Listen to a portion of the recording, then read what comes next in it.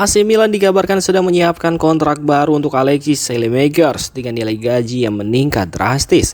Menurut laporan dari Tuttosport via Milan Press, manajemen Rossoneri menjadikan perpanjangan kontrak pemain asal Belgia itu sebagai salah satu prioritas utama klub.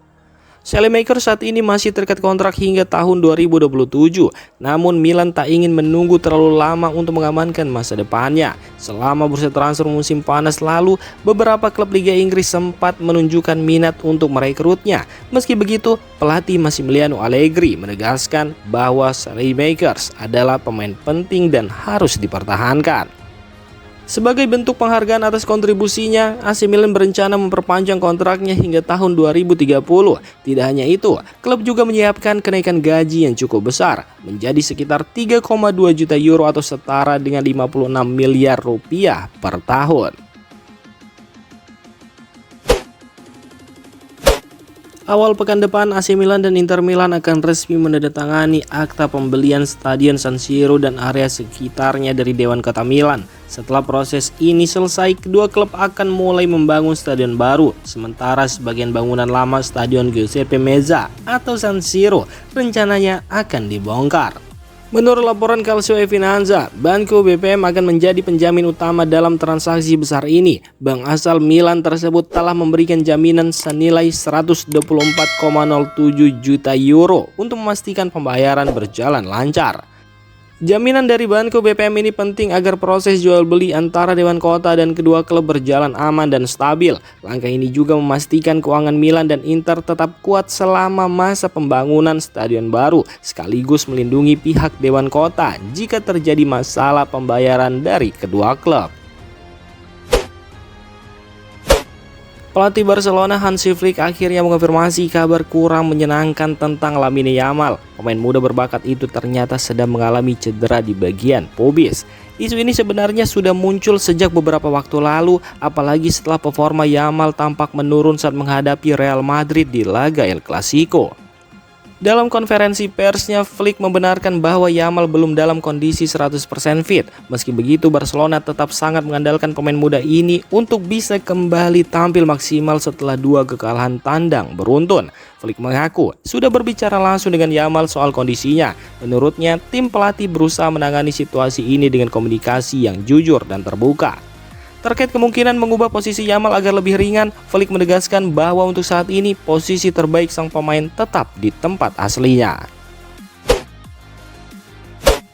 Barcelona dikabarkan ingin mempermanenkan Marcus Rashford setelah tampil impresif sejak dipinjam dari Manchester United.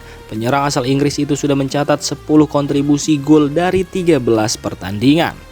Baik Rashford maupun Barcelona sebenarnya sudah sepakat ingin melanjutkan kerjasama. Rashford pun disebut nyaman bermain di Catalunya dan ingin bertahan lebih lama. Namun ada satu kendala besar, gaji Rashford yang terlalu tinggi. Saat ini ia menerima bayaran lebih dari 300.000 pounds per pekan di Manchester United. Angka yang tidak sanggup dipenuhi Barcelona karena aturan batas gaji klub yang ketat. Barcelona sejatinya tidak terlalu khawatir soal biaya transfer, tetapi mereka perlu mencari cara agar struktur gaji Rashford bisa disesuaikan. Salah satu solusinya, klub akan menawarkan kontrak jangka panjang agar pembayaran gajinya bisa dibagi selama beberapa tahun. Dengan cara ini, beban keuangan klub akan lebih ringan. Rashford sendiri diyakini bersedia menerima skema tersebut karena keinginannya untuk tetap bermain di Camp Nou sangat besar. Barcelona bangkit dengan kemenangan 3-1 atas Elche setelah sebelumnya kalah dari Real Madrid. Meski 6 pemain absen karena cedera, tim asuhan Hansi Flick tetap solid dan mendominasi pertandingan.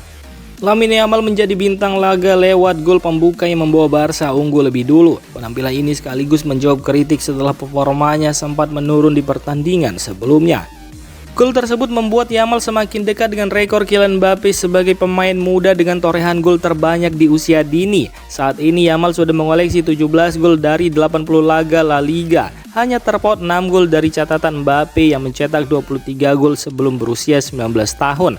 Pencapaian ini juga menegaskan potensi besar Yamal sebagai salah satu talenta muda paling menjanjikan di Eropa saat ini. Kylian Mbappe kembali mencetak sejarah setelah melewati rekor 233 gol milik Thierry Henry di 5 liga top Eropa. 2 golnya ke gawang Valencia membantu Real Madrid menang telak 4-0. Tambahan 2 gol itu membuat koleksi gol Mbappe di liga-liga top Eropa kini mencapai 235. Hebatnya, ia hanya butuh 291 pertandingan untuk mencapainya. Sementara Thierry Henry membutuhkan 459 laga untuk menorehkan 233 gol. Prestasi ini menegaskan posisi Mbappe sebagai salah satu penyerang paling tajam di dunia saat ini. Sebelumnya ia juga sudah melampaui Henry di daftar pencetak gol terbanyak Liga Champions dan menjadi pencetak gol terbanyak kedua timnas Prancis. Konsistensinya semakin luar biasa karena ia kini mencetak gol dalam 8 laga beruntun di La Liga. Rekor pribadi baru sejak bergabung dengan Real Madrid. Trent Alexander-Arnold akan kembali ke Anfield, stadion yang dulu ia sebut sebagai rumah. Bedanya, kali ini ia datang dengan seragam Real Madrid untuk menghadapi mantan klubnya Liverpool di ajang Liga Champions. Bagi Trent, laga ini bukan cuma soal 2 tim besar yang bertemu, tapi juga momen penuh dengan emosi. Diketahui jika musim panas lalu ia memutuskan hengkang dari Liverpool setelah menolak memperpanjang kontrak. Keputusan itu sempat membuat fans kecewa. Meski saat laga perpisahan, publik Anfield tetap memberikan tepuk tangan hangat untuk pemain asli akademi mereka ini. Kini beberapa bulan berselang, Trent kembali ke Anfield sebagai lawan. Ia berjanji akan tetap menghormati klub yang telah membesarkan namanya. Trent menegaskan bahwa ia tidak akan melakukan selebrasi jika berhasil mencetak gol, sebab menurutnya meski kini membela Real Madrid, rasa cintanya pada Liverpool dan pendukungnya tidak akan pernah hilang. Predrag Mijatovic, mantan striker Real Madrid, mengingatkan agar Vinicius Junior tidak menuntut gaji terlalu tinggi. Ia menilai ada risiko besar jika pemain asal Brasil itu memaksakan permintaan yang berlebihan. Belakangan nama Vinicius ramai dibicarakan bukan karena performanya di lapangan, tapi karena isu kontrak dan gaji yang belum tuntas. Negosiasi dengan Real Madrid masih berjalan namun belum ada kesepakatan. Mijatovic menegaskan bahwa Real Madrid selalu berhati-hati dalam mengatur gaji pemain. Menurutnya, tidak semua pemain bisa mendapat bayaran setinggi Kylian Mbappe. Ia juga menilai Vinicius perlu memahami perannya di tim dan bernegosiasi secara realistis, karena pihak klub selalu menempatkan keseimbangan keuangan dan harmoni tim sebagai prioritas utama. Napoli dikabarkan serius ingin merekrut gelandang muda Manchester United Kobbie Mainoo. Klub Italia itu sudah mengirimkan tawaran pertama mereka ke MU. Pelatih Napoli Antonio Conte sudah lama tertarik pada Mainoo dan ingin sang pemain memperkuat lini tengah timnya. Upaya ini sebenarnya sudah dimulai sejak musim panas lalu, tapi belum berhasil. Kini Conte kembali mencoba merekrutnya di bursa transfer Januari 2026. Menurut laporan The Mirror, Napoli sudah mengajukan tawaran peminjaman selama 6 bulan. Dalam kesepakatan itu, akan dibahas juga kemungkinan pembelian permanen setelah masa pinjaman berakhir. Napoli siap menanggung penuh gaji Mainoo selama masa peminjaman. Mereka berharap MU bersedia melepas sang pemain pada musim dingin nanti. AS Roma dikabarkan semakin serius mengejar striker Manchester United Joshua Zirkzee. Klub asal ibu kota Italia itu mulai bergerak untuk mendatangkan sang pemain. Zirkzee disebut ingin meninggalkan MU pada bursa transfer musim dingin nanti. Ia berharap bisa dipinjamkan ke klub lain agar mendapat lebih banyak waktu bermain dan menjaga peluang tampil di Piala Dunia 2026 bersama timnas Belanda. Beberapa klub sudah dikaitkan dengan Zirkzee, tapi AS Roma disebut paling aktif mendekatinya.